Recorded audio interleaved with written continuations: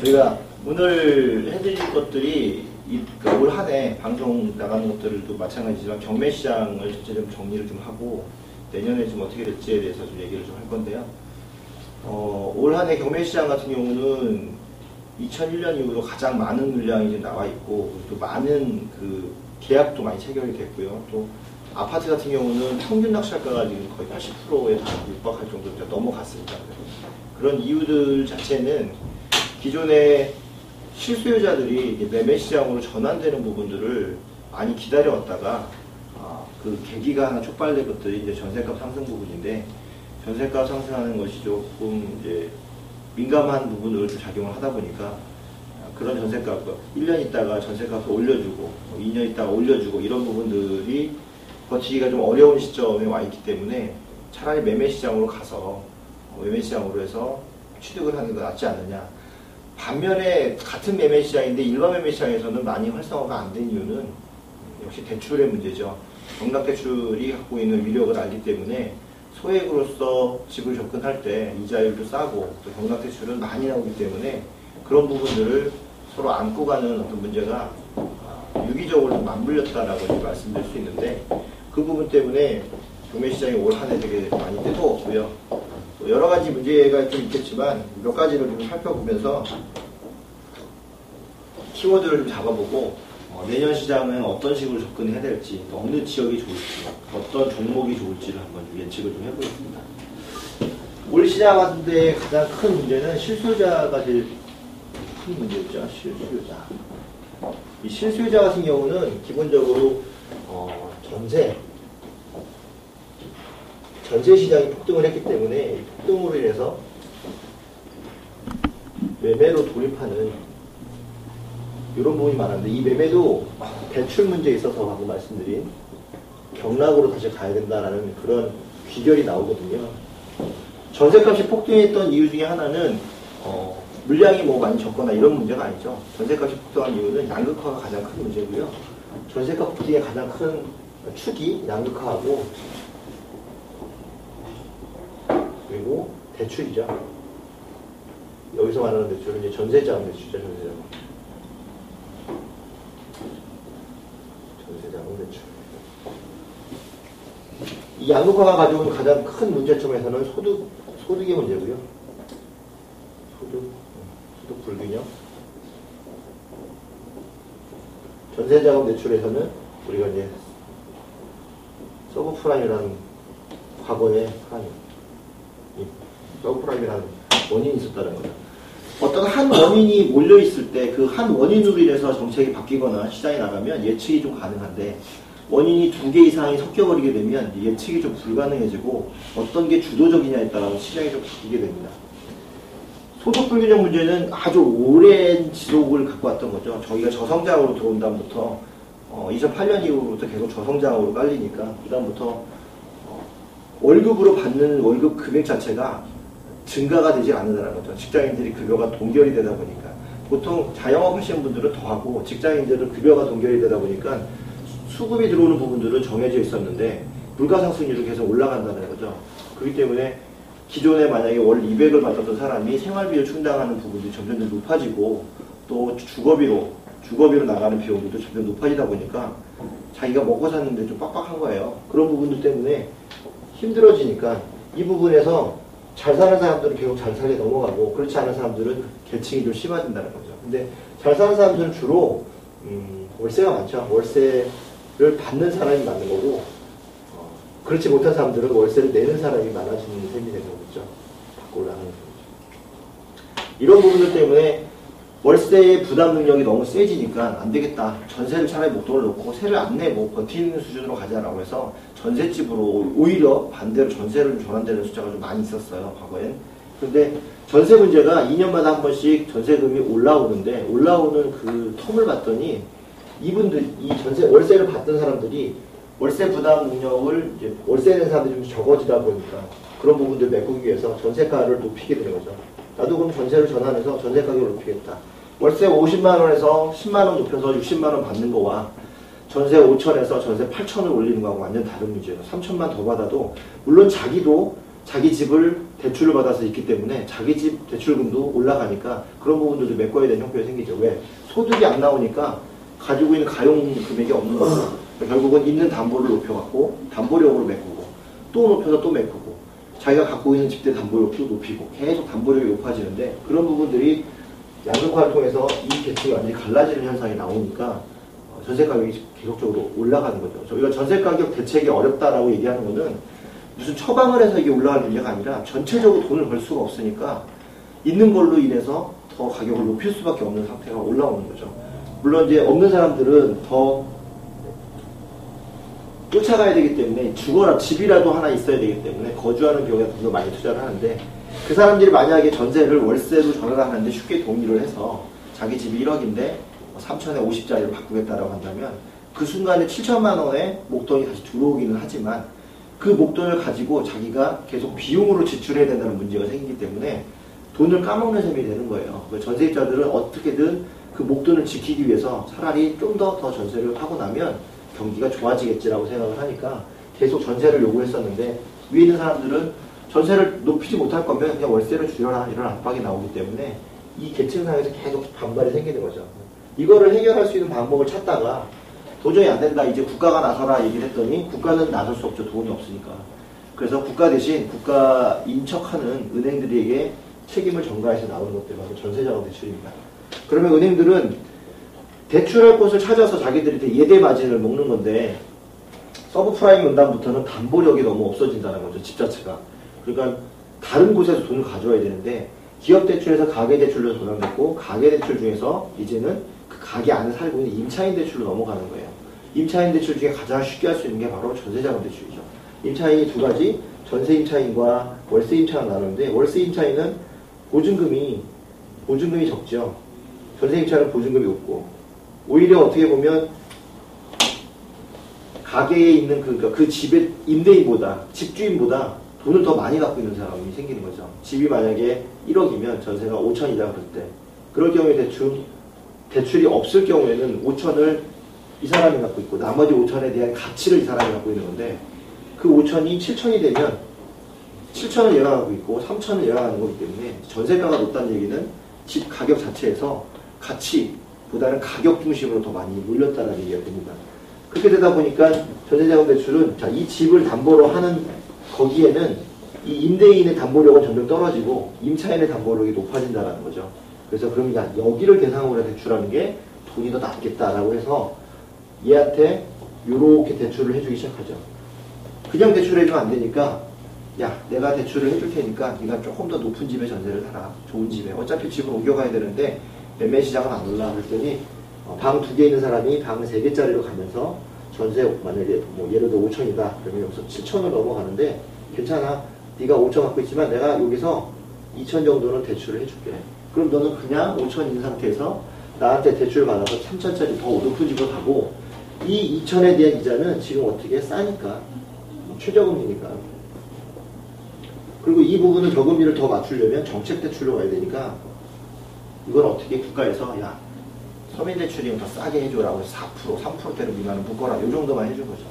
은행 입장에서는 합법적으로 자기들이 직접 전세 대출을 하겠다라고 한다면 욕을 많이 먹으니까 국가에서 해주는 셈에 빌어서 이런 대출 구조를 나가는데 이 구조가 암암리의 얘기가 됐어요. 한 2, 3년 전부터. 그래서 전세자금 대출이라는 얘기가 많이 나오는데 경매하는 사람들 입장에서는 이런 부분들을 어떻게 봐야 되냐면 시장이 방향성이 좀 바뀌고 있다는 걸 명확하게 눈치를 채셔야 되는 겁니다.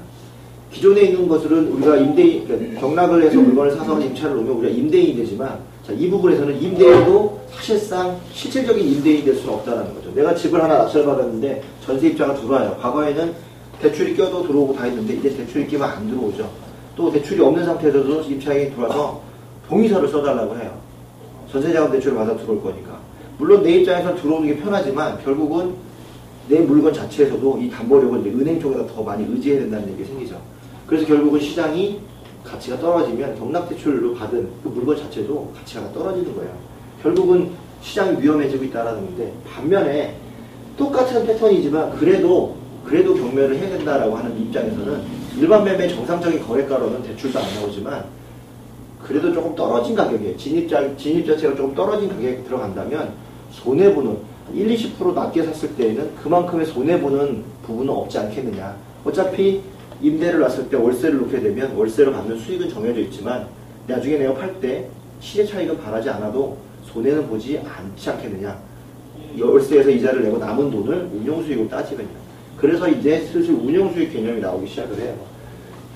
올 초부터 실수요자들이 계속 움직였을 때 경매 투자하시는 분들 중에 가장 빠르게 움직였었던 분들은 그 운용수익 개념을 둬서 이제 시장이 수익형 구조로 바뀌겠다라고 싶어서 낙찰을 받을 때 실수요자들은 거주 목적을 통해서 거주를 받지만 이 거주 부분에서도 나중에라도 이자 부분을 자기가 낸 이자 부분을 탕감할 수 있는 부분을 같이 가져가자라고 얘기해서 호재 위주로 접근하고요.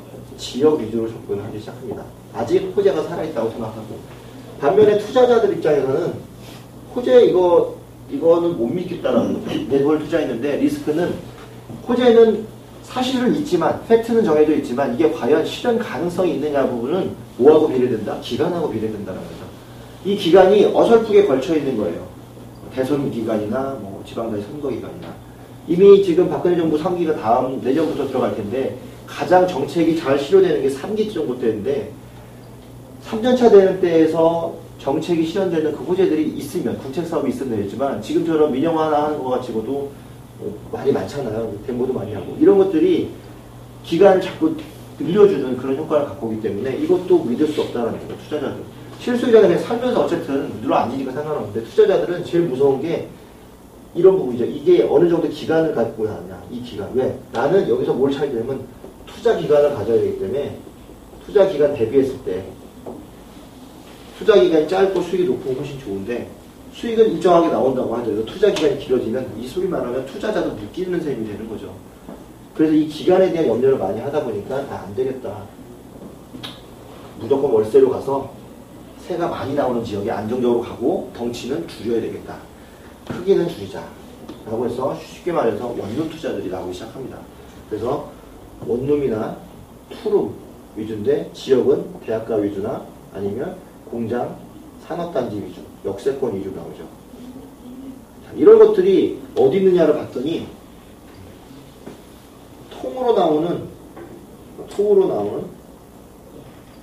도생, 근생, 근생 이런 것들 중에서 나온다는 거죠.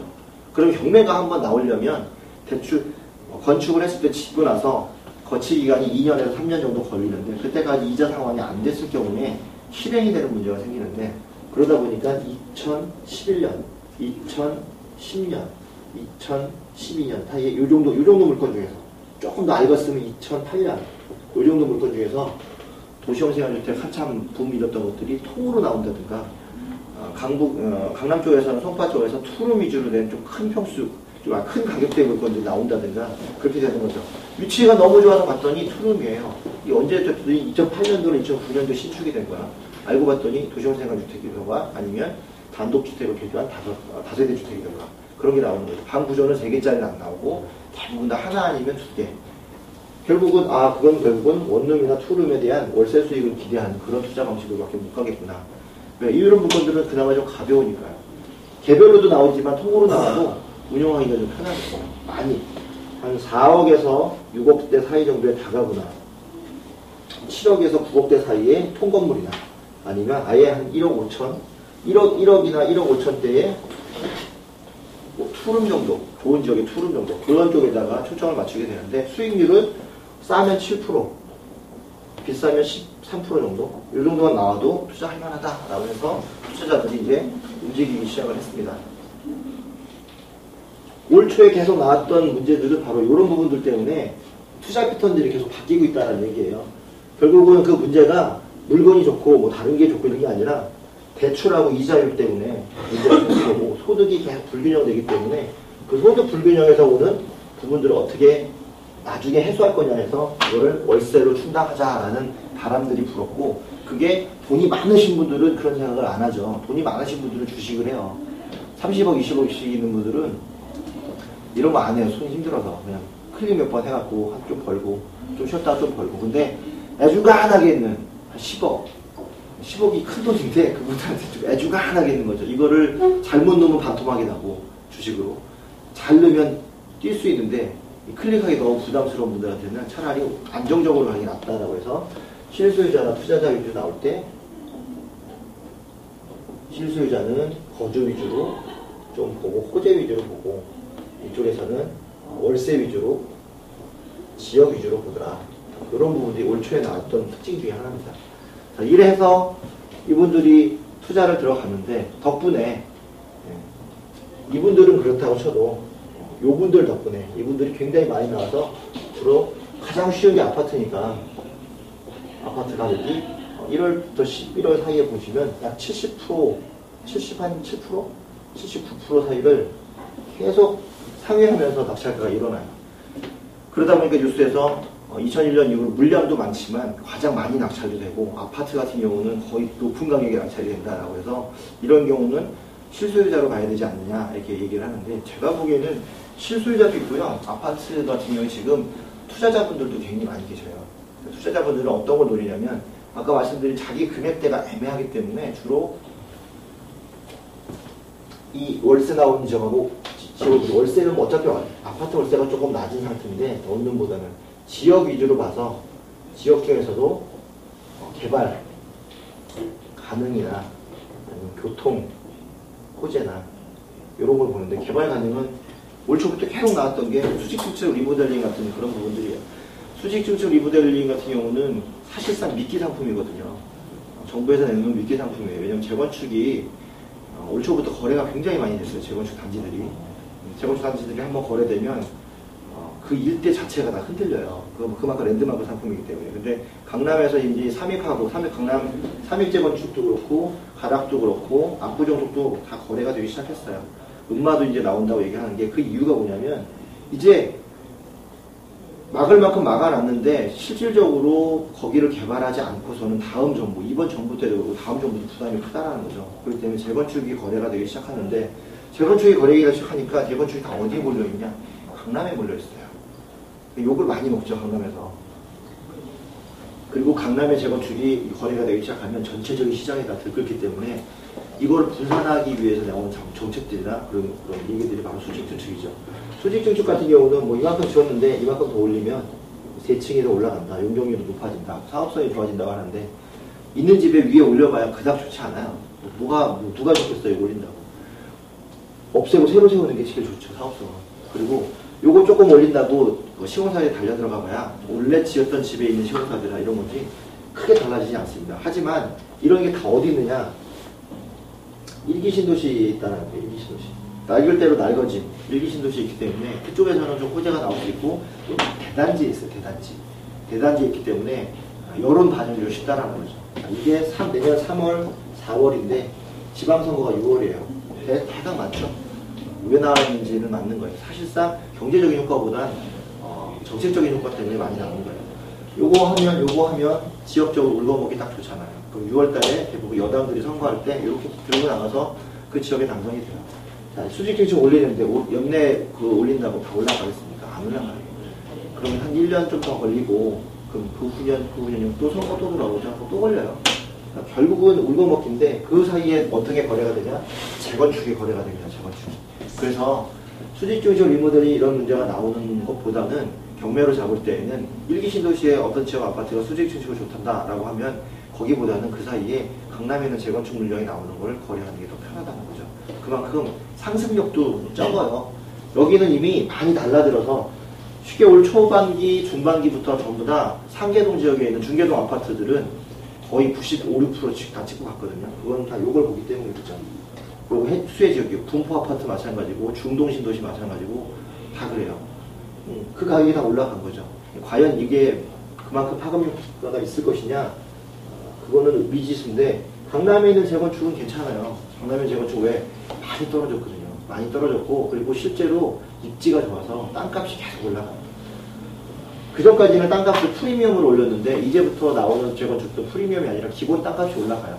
송파 땅값은 특히나 더 그렇고 잠잘 만큼 잠잤기 때문에 올라간다는 거죠. 그래서 차라리 경매로 접근하실 때에는 이제 어디나 중심부 투자를 가라. 외곽으로 가서 아파트 투자 같은 거 하지 마시고 중심부로 오셔서 조금 덩치가 크더라도 장기간 입지가 좋은 위주로 해서 계속 고르시면 경매 투자하고도 좋은 건데, 이게 조금 하시는 분들 사이에서는 올 중반부터 계속 재건축 물건들이 경매로 낙찰이 많이 됐었고요. 또 강남에 있는 좀 큰 평수 아파트들이 거래가 됐습니다. 경남으로. 그런 것들이 야, 저 큰 평수 뭐 했어? 라고 아니라 다 무슨 용도로 간다? 증여 용도로 간다. 결국은 무슨 내 대에는 안 팔겠다는 얘기죠. 아들 이름으로 가겠다는 얘기예요. 그 얘기는 돈이 된다는 얘기죠. 그리고 이 증여 같은 경우 지금 가서 부담보 증여를 줬을 경우에 강남에서 재건축이 물량이 들어가면 많이 빠졌기 때문에 돈 벌면서 부담하면 10년이면 제같이 찾아올 수 있다는 판단이 있으니까 가능하죠. 그 10년 안에 뭐가 들어온다? 롯데월드 다 들어올 거고, 한양아파트 반포 쪽에 재건축되고, 수변구역 다시 지정질 거고, 그런 게 앞으로 정권 2번 안에 모든 게 다 해결될 거라는 믿음이 있으니까 가능하죠. 이거는 돈 버신 분들이 판단을 내리는 그런 방법이에요. 그래서 경매를 정말 제대로 하고 싶다고 하시면 올해 했던 것들을 답습해보면 올해하고 내년, 내후년까지 경매 시장이 제일 좋을 거로 예상을 하는데, 그때 경매가 좋다는 얘기는 제대로 된 선수들만 경매에서 돈을 벌 수 있다는 얘기. 초보자들이 뛰어들기에는 이제 조금 어려워진 시장이에요. 왜? 정책이 벌써 내년 지방선거하고 대선까지 해서 2년 거쳐서 선거가 계속 있기 때문에 제일 흔들리는 시기라 정밀한 분석이 없이는 제대로 들어갈 수 없는 시기고요. 또 기존의 선수들은 과거에 나온 자료들 다 바탕으로 하기 때문에 무엇을 들어가야 될 것이 아니라 어디를 들어갈지를 정확히 안다는 거죠. 그래서 지역을 정확히 잘 골라서 들어가서 흔들리기를 기다리고 있다가 한번 흔들렸을 때 던지고 나오는 기법들을 간다는 거죠. 그게 과거에 언제죠? 97년도 IMF 지나서 2005년도, 2006년도쯤에 한참 오를 때 손 털고 나오신 분들이 했던 방법이에요. 그분들이 요즘에 움직여요. 그분들이 이제 경매 그때 당시 경매 한 2, 3년 차 했던 분들이 이제 10년 차, 15년 차쯤 돼서 그때 돈 좀 벌었고 그 돈 번 걸로 여행 좀 다니시다가 집도 몇 개 사놓고 하다가 더 이제 오를 게 없다 하신 분들이 다 집을 빼고 그 당시 주식으로 갔다가 이제 주식에서 좀 돈 버신 분들이 다시 지금 경매 시장으로 들어오기 시작하죠. 지금 이런 분들 때문에 거래가 되니까 이런 분들이 다 경매를 잘하느냐 그렇지 않다라는 거죠. 그래서 단타로 만약에 접근하고 싶다면은 이런 것들을 해당된 물건들을 잡아서 시장이 풀리면 일반 매매도 거래가 됩니다. 조금씩 시간이 조금 걸릴 뿐이죠. 그래서 이런 부분들을 체크하시는 게 되게 좋을 것 같고요. 올 2013년도 같은 경우는 이런 부분들 실수요자가 모든 걸 다 주도했고 투자자들이 조금씩 이렇게 바람을 바꿔놨고, 그리고 실질적으로 주머니에 돈이 계신 분들이 돌아왔다라고 보시면 되고요. 여기에서 끝나서 내년을 한번 보시면 2014년도는 가장 제일 중요한 게 선거 부분이 가장 하고요. 이게 6월달에 있는 게 제일 애매해요. 상반기, 하반기를 완전히 갈라놓을 수 있어요. 상반기는 더 뜨겁겠죠. 전세도 오르고 공약도 나오고, 그리고 실제 개통은 하반기고, 이 두 가지가 가장 크게 이슈를 역할을 할 것 같고요. 6월 이후에는 당선이 됐으니까 이제 막 무슨 실행하는 어떤 그 성과 같은 것들을 보여주려고 하는 추진하는 것들이 있는데, 이때 주로 도로나 지하철 뭐 이런 것들이 많이 개통이 되는 게 하반기에 좀 많이 있습니다. 그래서 이런 문제를 보신다면 항상 투자하실 때 경매 투자는 잡고 나면 잔금까지 2달이고요. 명도하는데 빠르면 1달, 늦으면 2달 정도 하는데 이 4개월이 걸리잖아요. 1월 달에 들어가겠다 그러면 실제 내 물건이 5월이나 6월 달 정도의 시장에 나와야 되니까 내가 뭐 살면 상관없지만, 또 3월 달에 들어간다면 10월 달이나 9월 달이나 10월 달에 나와야 되니까 계획을 잘 세우셔야 된다는 거죠. 앞전에 갈 것이냐 뒤에 갈 것이냐. 물론 실력이 좋아서 명도를 빨리 끝내고 빨리 하실 수도 있지만 상하반기를 정확히 갈라서 내가 승부를 어디서 볼 것이냐를 정해놓고 요 사이에서 소화될 수 있는 물건들을 투자하시는 게 좋다. 또 하나 포인트는 반지하도 좋다. 반지하. 지금 반지하 물건이 굉장히 많이 나왔는데 일반 매매 반지하 거래가 잘 돼요. 그 얘기 뭐냐면 아까 말씀드린 전세자금 대출. 전세자금 대출에서 서민대출용으로 2%짜리로 나오는 것들이 있는데 그런 것들의 대부분 다 반지하에 맞춰져 있습니다. 반지하를 수리를 잘 해놓으시면 생각보다 적은 돈으로 꽤 짭짤하게 수익을 올릴 수가 있어요. 그런데 반지하는 오래 갖고 갈 물건이냐? 그렇지는 않다는 거죠. 그러니까 얘를 오래 갖고 가려면 거래가 아니면 뭐 여기 말하는 이제 전세나 월세나 새 거래가 잘 되는 지역을 골라야 되는데 그럴 때는 너무 빌라만 밀집되어 있는 이런 지역 거기는 좀 곤란해요. 거기는 버티기가 힘들고 빌라와 아파트가 혼재 있는데 앞으로 아파트가 조금 더 많이 들어올 지역들 그런 지역에 빌라촌들이 몇 군데 남아있는 데서는 반지하 물량이 희귀해서 꽤 경쟁력이 있다. 그리고 경매에서는 아직까지 반지하를 좀 두려워하는 이유가 수리비 개념이 너무 많은데 이 수리비 개념만 잘 해결할 수 있으면 반지하를 지금 시기에 받으셔서 잘 정리하셔도 시세 차익도 꽤 볼 수 있고요. 그리고 수리비만 잘 처리하신다면 운영 수익도 월세도 꽤 잘 나오니까 보실 수 있다는 것 때문에 틈새 시장으로 그런 것들을 보셔야 하고 이렇게 선거들이 막 나왔을 때는 투자하는 패턴은 주거용보다는 토지 쪽이 가장 강합니다. 토지는 정책이 혼란스러울 때 나홀로 오르는 게 토지거든요. 토지 시장을 잘 보시되 토지는 지역하고 이렇게 어떤 우리가 이제 뭐 이렇게 막 도로가 이렇게 나라 있으면 서울 지역 있고 뭐 경기도가 이렇게 있고 밑에 뭐 충남이 붙어 있고 막 이렇게 있는데 이 경계선 부분에서 이 행정구역에서 제일 끝에 있는 거 말고 이 행정구역에서 다음 행정구역 시작하는 그 앞쪽에 있는 거 그런 것들을 투자하시는 게 편하죠. 왜냐하면 행정구역과 행정구역이 도시인가 가까울수록 공시지가가 굉장히 비싸지는데 철도나 이런 게 놓일 때 큰 행정구역과 큰 행정구역에서 철도나 도로가 놓일 때 여기나 차이는 별로 없어요. 근데 여기 땅값과 여기 땅값은 많이 차이가 난다는 거죠. 굳이 이 안에 있는 것보다 경계선에 걸쳐 있는 여기를 찾는 게 안으로 들어오는 효과도 가져올 수 있고 땅 자체를 싸게 가져올 수 있으니까 나중에 개발이 되면 전체를 광역으로 묶어갈 수 있다는 점을 알아두시면 돼요. 그리고 아직까지는 좀 잠자고 있는데 행정구역 통합 논의가 아마 2년, 3년 정도 지나면 좀 지자체 선거가 지나면 지자체 선거 앞에서는 행정구역 통합 논의가 안 나오거든요. 왜냐하면 의석수가 뺏기기 때문에 안 나오는데 이번 선거가 되게 중요한 이유는 요거 다음에 뭐가 나오냐면 개헌 논의가 나올 수 있어요. 개헌 논의가 나온다는 얘기는 지금 정책이 우리가 5년 단임인데 이게 지금 이 5년이라는 것 때문에 부동산 시장이 가장 피해를 많이 보는 거거든요. 요걸 1년만 줄여서 4년 중임으로 가면 부동산 정책이 8년을 갈 수 있는데 이 중에서 레임덕을 치고 못 빼도 7년간은 유효할 수 있는 정책이 나와요. 이거는 도시계획이 중간에 한번 법안이 바뀌는 소위 말하면 수정되는 계획안이 5년마다 나오거든요. 요거를 넘어서는 기간이라는 거죠. 지금 정책은 지금 5년인데 이 5년을 수정할 수 있는 게 안 나와요. 계속 그에 이어서 막 엇갈리고 자칫하면 막 엇갈리고 근데 중임제로 개헌 논의에서 4년으로 바뀌어서 중임제로 갈 수 있으면 한 번 평가를 받는데 그러면 첫 번째 때에서는 무조건 성과를 내야 되는 문제가 있어서 그래서 부동산 정책 같은 것들은 100% 반영이 된다는 거죠. 그래서 박근혜 정부 이후에 2년 동안에 다음 선거 나올 때 과연 개헌이 들어갈 수 있느냐 여부와 중장기 정부는 이제 갈려져 있거든요. 그래서 지금이 제일 고비이기 때문에 지금 투자를 해야 된다라고 말씀을 드리는 거예요. 왜? 고비니까 먹을 게 많아요. 근데 이제 타임을, 걷어들인 타임을 잘 못 잡으면 거기서 이제 다 죽으니까 하이 리스크 하이 리턴이죠. 지금 부동산 시장 딱 그래요.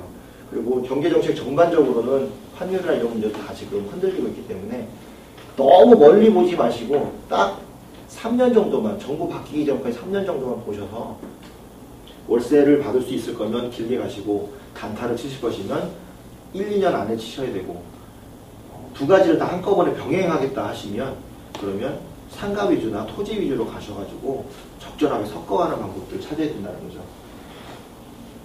올 한 해 경매 투자로 성공을 하시려는 그런 분들에게는 이미 겨울에 토지 쪽은 많이 답사를 다니신 분들이 많이 계시고요. 실제적으로 경매를 좀 한다고 하는 선수들은 이제 낙찰받아서 수익 내겠다는 것보다 낙찰받아서 바꾸는 방식으로 이제 전환을 하고 있습니다. 그분들은 이미 실력이 많이 쌓였기 때문에 그래서 이제 인테리어 같은 거나 아니면 업종을 변경한다거나 또 토지 위에다가 가건물을 지어서 토지의 어떤 그 거래 자체를 좀 완충을 시킨다거나 또 똑같이 아파트인데 다른 방식으로 숙박업을 쓴다거나 아니면 모텔을 받아서 관광 비즈니스 호텔식으로 개조를 한다거나 뭐 이런 식으로 바꾼다는 거예요. 일반 투자자들이 접근하기에는 절대 갈 수 없는 방식들이에요. 그만큼 경매 시장이 옛날보다 넓어졌는데 굉장히 정밀화되고 고급화됐다는 걸 아셔야 됩니다. 그래서 옛날처럼 단순하게 물건 받아서 하나 팔아서 투자하겠다 그러면 임차 구하는 것 자체도 되게 힘들어요. 실제로 같이 하시는 분들 중에 작년부터 공부를 하셔가지고 투자하신 분이 계시는데 공부도 상당히 많이 하시고 보는 눈도 되게 좋으신 분인데 부천 쪽에 범박동에 단지 내 상가를 하나 받았어요. 상의를 하고 받아야 되는데 상의도 안 하고 받으신 다음에 전화가 와서 봤더니 단독으로 너무 높게 받으신 거죠. 근데 결국은 그 전에 거기 임차인이 맞춰져 있었다가 나가서 영어학원이나 이런 걸 넣을 수 있는 자리긴 해요. 그래서 연락이 와서 봤는데 8천만 원짜리 상가를 6천에 받았어요. 그럼 이제 미친 짓이에요, 사실상. 8천만 원 상가면 3천에 받아야 정상이거든요. 최소 못해도 반값 4천이나 4,500에 받아가지고 수리비 한 1,000만 원 드려야 되고, 그리고 복비로 한 500은 던져야 그래야 겨우 임차가 나가요. 단지 내 상가는 그런 위험성들이 있는데 이제 그런 것들이 세세하게 파악이 안 된 거죠. 그 반면에 시장에서는 그게 세세하게 파악이 돼 있냐? 파악이 돼 있어요. 시장에서는 기대 심리라는 것도 있고 또 본인만의 그 부동산 심리 위축이라는 부분이 많이 있어서 분명히 예전 같으면 이 돈 내고 들어가서 집을 살 건데 조금 더 기다리자 이게 아니라 꼭 사야 되나에 대한 거부감이 더 있는 거죠. 근본적인 그 거부감들이 있는 거예요. 그 근본적인 거부감은 두 가지로밖에 해결이 안 돼요. 완전히 경기가 좋아지거나 아니면 완전히 싸드나 둘 중에 하나죠. 완전히 싸게 가려면 아파트는 이제 힘들다는 거죠. 아파트 투자는 실거주 목적이기 때문에 주변에 실거주 할 수 있는 분들이나 아니면 내가 집이 좀 좁은데 이참 옮기겠다라는 분들이나 이런 분들은 괜찮지만 아파트 투자는 절대 그 내용을 변경하지 않고서는 뭐 어떤 방식으로 바꾸지 않고서는 투자 수익이 절대 날 수 없는 부분이고 그래서 오히려 남들이 안 쳐다보는 물건을 바꾸는 방법을 가져야 되는 거고 상가 같은 경우는 프랜차이즈가 워낙에 많은데 워낙에 많이 망해요. 그렇다고 또 요구하는 그 평수가 다 정해져 있거든요. 40평대 또 뭘 해야 되고 얼마를 드려야 되고 그거보다 무점포 창업하는 데를 잘 보셔가지고 점포 없이 창업하는 데를 보셔서 점포 없이 창업하시는 분들을 한 4명 모아서 하는 관리업으로도 전환할 수도 있어요. 사실상 사무실 임대업이죠.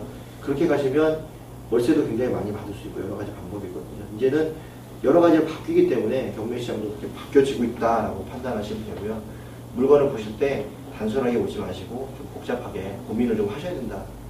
그런 부분들이 더 좋을 것 같습니다. 그래서 저희들도 내년에 물건들을 많이 지금 보고는 있는데 사실상 단타로 가서는 개인들은 수익이 절대 안 날 것 같고요. 법인으로 하든가 바꾸든가 아니면 모아서 공동투자로 토지를 하든가 뭐 이런 식으로밖에 안 되고 자기가 조금 재주 있으면 사투리 토지 같은 걸 받아서 조립식 주택 같은 것들을 올려놓고 임대사업을 할 수 있는 방법을 찾든가 그런 것들이 틈새 시장으로 되게 좋을 것 같아요. 그래서 내년에 아마 경매 시장에서 좀 분수령이 될 것 같아요. 경매법도 좀 많이 바뀌었고 그리고 과거에는 낚시자 위주로 좀 많이 몰줬는데 임차인들이 많이 강화됐고 또 하나 임대차 보호법이 좀 개정되면서 전세값 상승만큼이나 돈이 올라가기 때문에 경락 대출도 더 줄어들 거거든요. 80%씩 나온다는 건 어려워질 수 있어요. 70% 정도의 보수적으로 계산해야 되기 때문에 본인 돈도 많이 들어간다. 이런 부분도 생각하시면 어떻게 보면 시장에 먹을 건 많아졌는데 진입 장벽이 조금 다른 사람들 때문에 줄어든 게 아니라 그 전체적인 부동산 시장이 좀 침체되어 있기 때문에 그래서 진입 장벽이 좀 더 경매로 어려울 수 있으니까 그런 부분들을 좀 체크하신다면 괜찮지 않을까 싶어요. 공부를 좀 더 많이 하시고 현장을 좀 더 많이 다니시고 경매 공부는 이제 의미가 없고요. 경매 공부보단 물건을 활용하는 부동산 공부를 하셔서 경매를 수단으로 삼는 방법을 좀 찾는 게 좋고 경매로 목숨 걸어보겠다 그러면은 정말 굶어 죽을지 몰라요. 경매로 목숨 걸지 마시고 내가 정말 부동산을 하고 싶은데 경매를 하나의 파트로 생각하고 그 중에서 MPL도 하나 있으니까 MPL도 파트. MPL은 정말 어려운데 MPL이 어려운 이유가 몇 가지가 있는데 분석을 전혀 할 줄 못해서 어려워요. MPL이 간단하게 보시면 물건이 하나가 이렇게 딱 나왔으면 내가 경매가 들어가는 시점이 있는데 경매 진행 시점부터 낙찰까지가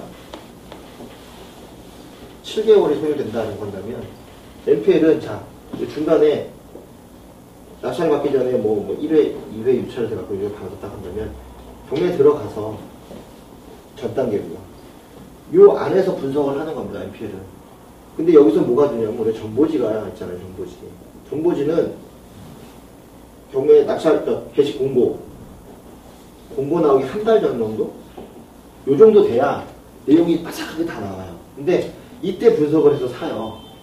그러면 수익이 전혀 안 나요. 왜냐면 이때 분석할 때는 뭐가 들어가냐면 유동화 회사가 다 들어가니까 유동화 회사는 이 사이에 내용을 서로를 다 보잖아요. 그러니까 자기들이 계산할 거 다 계산해요. 얘는 늘려야 된다. 얘는 빨리 쳐야 된다. 이건 빨리 팔아야 된다. 이거는 늦게 팔아야 된다. 그리고 앞으로는 이게 전체다가 통으로 이렇게 해갖고 부동산이 여러 개 있으면 이렇게 가져와서 이 중에서 요거 하나를 팔아요. 근데 여기 요만큼의 가격이 이 나머지를 다 하고도 남는 거죠. 얘는 다 뭐다? 쓰레기. 이런 건 의미가 없죠. 이런 것들이 어디 간다? 전부 다 그 지금 뭐 구독션도 그렇고 지지옥션도 그렇고 MPL 같은 것들을 판매하는데 다 그런 데 가고 일부는 AMC한테 가고 AMC도 이걸 다 받아와요. 이 중에서 2개만 좋은 거고 나머지 다 쓰레기죠. AMC도 누구한테 팔아요? 개인한테 팔죠. 개인 어떻게? 돈 있는 개인. 사채죠, 사채. 이분들이 또 MPL 모아서 또 누구한테 개인한테 팔아주고 돈 없는 개인. 개미죠, 개미. 얘만 다 죽어요, 이거. 얘는 뭐 해야 돼? 추심. 추심해서 그걸 받아야 돼요. 이게 무담보 채권이 돼요. 신용채권이에요, 신용채권. 카드 채권, 뭐 이런 것들. 그럼 이런 거는 재판을 통해서 받아야 돼요. 그러면 자기는 이렇게 알고 들어왔는데 이 물건을 샀더니 돈을 못 받아. 이렇게 해서 무담보로 추심을 해. 한 2년 걸려요, 2년. 그러면 어떻게 돼요? 한 푼도 못 받아. 이 사이에 뭐가 들어가요, 이 사람들은? 파산이 들어가요, 파산이. 그래서 그냥 다 쪽내고 끝나요. 이런 채권들이 걸리면 열이면 열 다 죽어요. 근데 여기서 누가 보냐? 처음에 AMC 하나, 그리고 돈 많은 사채업자 하나.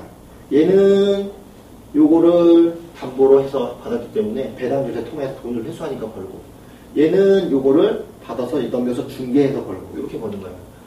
MPL 구조는 자기가 돈을 벌려면 요 단계가 아니라 이 단계에서 경매 들어가기 전 단계에서 물건을 미리 사야 돼요. 미리 사서 그때부터 내가 경매를 들을까 아니면 그냥 참을까 이걸 해야 되죠.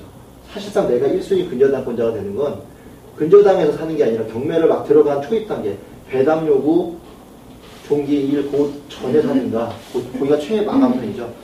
요때까지가 배당액이 나오니까 계산을 할 수 있어요. 교부청구서도 요때까지 들어와야 되는 거니까 요때 나오면 얼마가 나올 수 있다. 요때가 하는 게 가장 일반적인데 요 전 단계에서 할 수 있으면 더 좋겠죠. 그 등기부를 직접 보고 분석을 하는 거니까. 실제적으로 은행에서는 요 전 단계부터 물건이 나오고요. 경매를 다 집어넣어서 요 단계에 있을 때 팔아요. AMC에다가. AMC가 요 기간을 늘리는 거예요. 자기들이 이자를 먹어야 되니까. 이 구조를 알 수가 없으면 전혀 돈을 벌 수가 없는 구조죠. 결국은 받은 채권 또 받고 받은 채권 또 받고 해서 수수료 정도 먹는 셈인데 그렇게 해서 하는 기간에 8개월 동안 한 건을 했어요. 300을 벌었다. 이런 거 하고 경매 한 건 하는 거하고 그닥 차이는 없죠. 이거 벌 동안 뭐만 했어요, 이 사람은? 그냥 쫓아다니면서 물건 사온 거밖에 안 했어요. 실력이 전혀 늘질 않아요, MPL 실력이. MPL 실력을 늘리려면 여기를 가야 되는데 여기서는 어디 온다? 경매. 경매를 넣어야 되느냐 말아야 되느냐, 넣었을 때 어떻게 하냐, 그 지역은 잘 팔릴 것이냐, 그 지역에서는 얼마 정도의 낙찰가가 되느냐, 이런 것들 미리 분석할 수 있어야만 이 MPL은 경매로 들어가면 높게 낙찰되니까, 높게 낙찰될수록 더 빠르게 되니까 내가 회수할 수 있는 시간이 빨라지겠구나. 그럼 내가 배당까지 얼마 걸리겠다. 요걸 계산해 주는 거거든요. 내년부터는 입찰가도 한 번 더 떨어진, 감정가의 10%나 20% 정도 저감한 금액으로부터 시작을 한다고 하니까 그만큼 떨어지는 횟수를 줄이겠다는 얘기죠. 그런데 물건을 사오는 사람 입장에서 떨어지는 횟수가 길어야 이자가 늘어나니까 배당금은 1순위 배당금이 더 늘어나는 셈이 되겠고, 원래 자기가 신청한 금액보다 채권 최고의 이 사이가 여기까지 올라가야만 돈을 더 받는 거죠. 이 중간에서 들어오는 거니까. 결국은 MPL도 내년 시장에는 그닥 그렇게 매력 있다라고 볼 수는 없다라는 거죠. 결국은 경매와 MPL 두 가지를 다 가지고 어떤 식으로 해야 되냐? 배당 투자를 한다? 안 된다는 거예요. 배당 투자는 유입으로 가서 싸게 유입으로 가서 요걸 받아다가 내가 변용해서 시세로 맞춰서 파는 게 방법이다. 유입으로 갈 수 있는 물건들은 거의 쓰레기 물건들이 많죠. 근데 그 쓰레기 물건들을 정상화시키는 작업들을 해야 되기 때문에 그게 경매 시장에서 이제 많이 나타날 겁니다. 그래서 이제는 MPL 통해서 MPL 강의 듣고 MPL을 받아다가 이거 하는 시간에 유입 물건만 다 잡아내서 그 현장 분석하고 그걸 내가 찍어가지고 내가 사온 다음에 그걸 가지고 내가 직접 입찰 차면 내가 받아가지고 내가 수익을 내는 그런 방식이 조금 트렌드로 바뀌지 않을까 싶어요. 처음 보신 분들은 잘 모르시는데, 그래서 그 MPL을 요즘에 책도 많이 나오고 좋은 내용도 많이 있는데 절대 MPL은 책 봐서는 알 수가 없습니다. 직접 저희가 경험해보고 그리고 경매를 어느 정도 수준까지 올라온 당사자만이 MPL 구조를 통해서 수익을 낼 수 있는 방법을 찾아낼 수가 있어요. 네.